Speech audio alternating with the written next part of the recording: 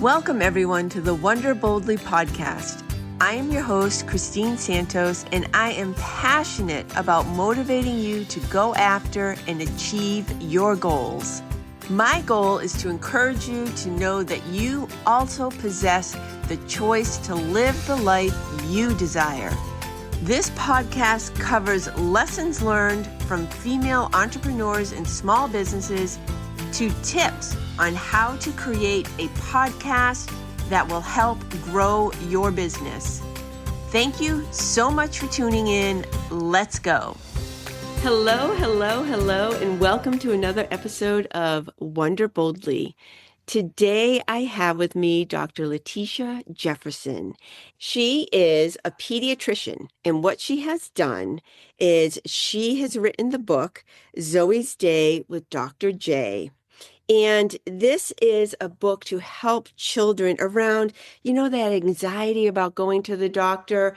If you're a caregiver, a parent, and you've had to bring a child to the doctor, you know how that can create a lot of anxiety.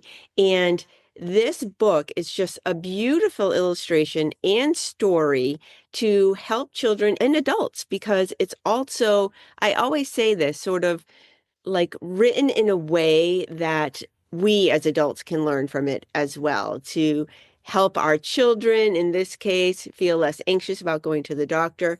So as a pediatrician, she saw this and she decided to create this book, and we are going to let her get into all of that. And I just love the name of it because, as some of you know, as listeners, my daughter's name is also Zoe. So I was just like, that's so cool. So with all that said, thank you so much for being here with me. I so appreciate you. Oh, yes. Thank you so much for having me. You're like one of the very first people to reach out and offer to share your platform. So I appreciate it. Oh, yeah, definitely. Okay, so will you tell the listeners a little bit about yourself, how you got into this field, why you decided to become a pediatrician, how that's going, and then we'll jump to the book. Okay. Well, I am a general pediatrician. I practice in Jacksonville, Florida. I've been fortunate to work with the same practice for the past 10 years. I'm a partner there, so I've been serving the community here for that time. I love watching children grow, and I love being able to share that experience with their families. So being there now 10 years, I have my kiddos who I've seen since birth who are now entering into that preteen phase. And then I also have a cohort of kids who I kind of met in that middle school, high school, who are now adults. So I kind of get the whole range of development. I truly enjoy watching the young families come in, and it's so funny. Like, they're so nervous with the new baby, and then seeing how they mature and grow, and then they're like, oh, they're fine, in a few years. I love that experience. Initially, when I got into medicine, I didn't really think I wanted to do pediatrics. I thought I wanted to do OBGYN, but after doing my pediatrics rotation, I just fell in love with it. And I've been fortunate to have a wonderful practice to kind of support me as I grow as a pediatrician. Oh, that's so wonderful. And you said something there that I've heard a couple of times recently. I was talking with somebody who's in medical school currently, and they were saying how they have to do like rotations in areas that they're not even thinking or interested in doing. Yeah. And so it kind of, I don't know, for me, that kind of sounded like that. And I thought, wow, that's really smart and also so interesting. But I guess that can also help shape your direction. Is that true? Oh, absolutely. So it is part of the curriculum. Typically, the last 2 years of medical school, you spend a month to 2 months in every specialty. So a month to 2 months in surgery, neurology, pediatrics. And I strongly encourage kids to shadow. And that's almost, I mean, you're doing a little bit more than shadowing, of course, in medical school, but to shadow, because that really helps explore your interests, and you can kind of test out what might actually fit for you. Taking a step back, in high school, I actually thought I wanted to be an engineer. And so I grew up in Huntsville, Alabama, where there's a lot of engineering influence, a lot of military, NASA's there. And by doing shadowing experiences, doing summer programs with NASA and the base, working with a metallurgical engineer and an aerospace engineer, I figured out, you know what, engineering might not be for me. I wanted more of that personal connection.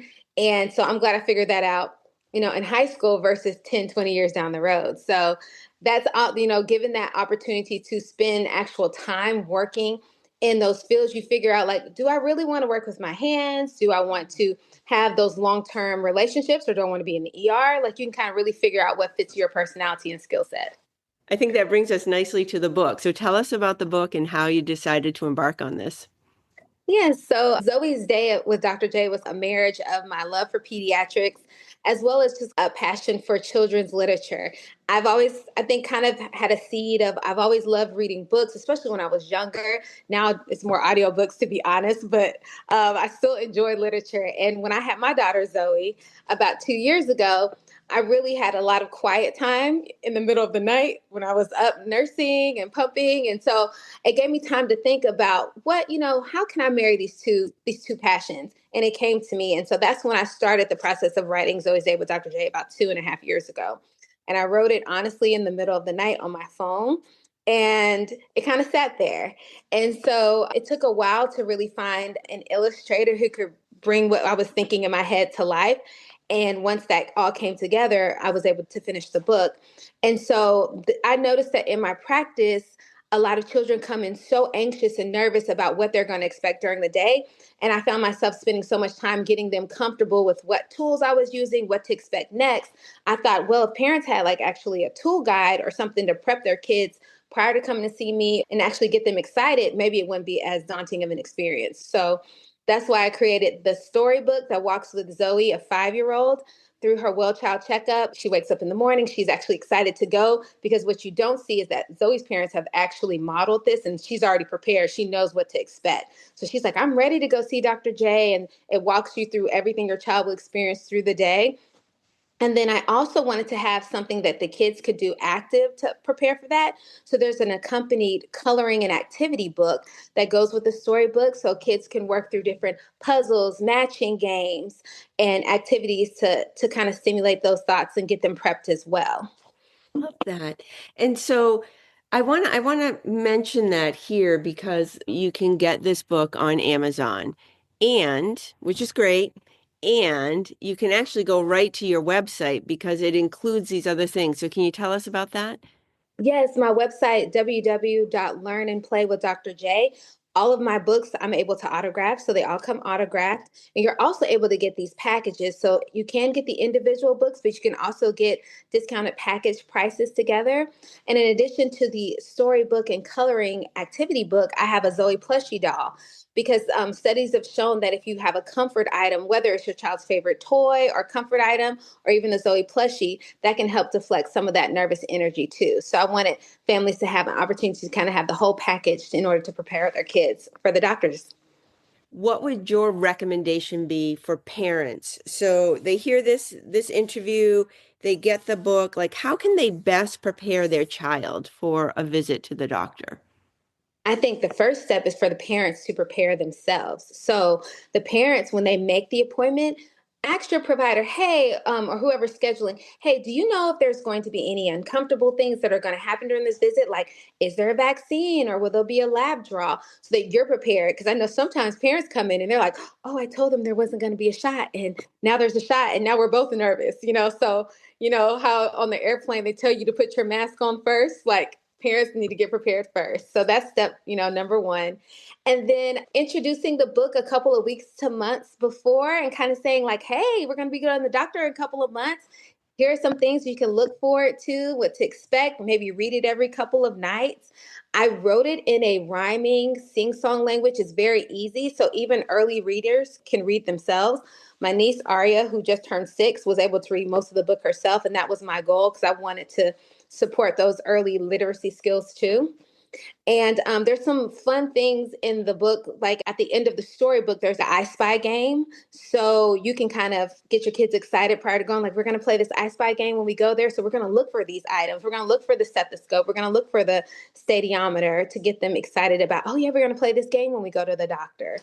Another important thing that I wanted to present through this series was also encouraging kids to advocate for themselves. And so you'll notice that most of the story takes place between the doctor and the patient, because that's how I like my well child checks to go, because we're not talking about you, we're talking with you. I want you included in the conversation. And there's some in the coloring and activity book, there's actually space and it says questions for my doctor. That way children have time to think about, what questions do I have about my body? And some of those maybe parents can answer beforehand, but maybe those are the same questions the parents have and they can write them down and we can make sure to address those in the visit. Because medicine is a collaborative effort. So we want to have a relationship where you trust us and we're giving you information that's backed by experience and science. But we also know that you're bringing those concerns and the practical aspects too. So we have to come up with a treatment plan that you can actually follow and that makes sense for your family. So it's not just us just telling you what to do. It's about like, you know what, that sounds great, but how does this fit into my family structure? So. Yeah, awesome. I love that.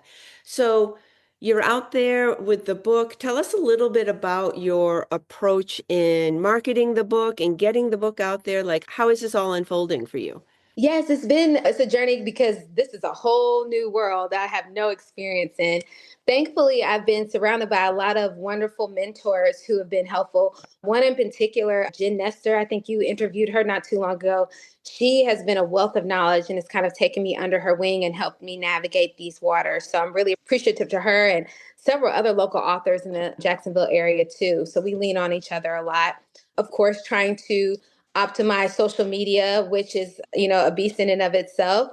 I'm really trying to get out in the community and position myself in more health and science related venues. I recently launched a book at a nonprofit organization called Sciences that works to expose children to different activities and professions in the STEM community. And so I was able to launch the book at their Galaxy Fest, which is an annual music and science festival. So that was really great. There were thousands of families there. And so it was nice to interact with them in that way. So I'm really looking to partner with different organizations in that health field and the pediatric space to kind of get the book in hands of more children. Tell us a little bit about what's going on in the world for you right now. So I've been pretty busy this month. Even though I released the book last month, this month is actually Health Literacy Month, and National Child Health Day was on October 6th. So it's a great time to remind families that even though your child is healthy, it's so important to have those annual physicals because we're able to find things and discuss things early before they become major issues. And it's really important for you to establish that medical home so that you can just feel comfortable and have a good rapport with your medical provider in case, you need them.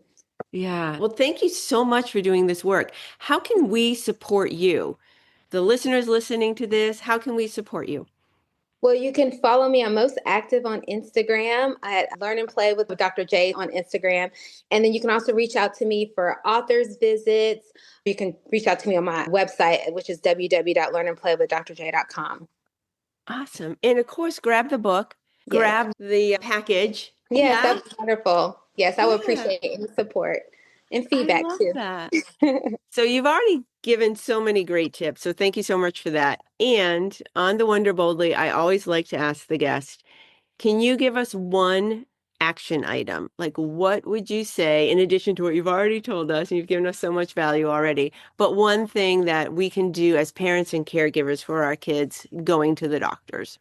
I would encourage you to find a medical home that you trust and that respects you and that you can respect the information given. I think it's great that we have so much knowledge out there, like it's at our fingertips, and it can be overwhelming. So it's important that you have a relationship with somebody who spent a lot of years studying the medicine and the science to address what you might find online and have that mutual respect and conversation. So I think once you spend the effort in finding somebody that you trust and you create that relationship, you'll have a great time at the doctor's and it'll be less stressful for the whole family. That's great advice. And how, just to pick at that a little bit more, because that's what I do, how does somebody do that? Can you call your pediatrician or a pediatrician and interview them? Like, how does that work? Oh, that's a great question. So I know in our office, as far as for the newborns, we have like newborn class once a month. And so we do a Zoom and we kind of go through the general things about our practice. So you kind of meet us virtually. I think each office probably does it differently. I think the easiest thing would be one to start with your community, friends, family who have pediatricians or doctors that they respect and are comfortable with. That's one. I always say be careful with reviews and stuff. You have to take them with a grain of salt because most of the time when you think about it, when you have a wonderful meal at a restaurant, you probably don't necessarily go back and give a review. But then when you have that one bad experience, it's like stuck in your brain. So I think you have to take those with a grain of salt. But I think the best advice would be like asking your circle, people who have children around your age or have pathologies that may be similar to what you're experiencing. And I think that's the best way to approach it. Yeah, that's a good point. Great. Thank you. Well, thank you so much for your time. Yes. Thank I you so so much for having me. Yeah, I so appreciate you. This has been great. Thank you so much. And we will put all the information in the show notes. People, please grab the book, share it, share the episode, and get this message out and help Dr. Jefferson share her message. And again, the name of the book is Zoe's Day with Dr. J. Thank you so much. I really Thank you. appreciate you. Thank you so much for listening to this episode. If you enjoyed today's episode, please give it a 5-star review and recommend it to a friend. This shows me the impact my podcast is making and helps spread these messages so more people can listen to this podcast. I appreciate you taking the time to tune in, and I hope this podcast motivates and inspires you to pursue your dreams. Until next time, continue to wonder boldly.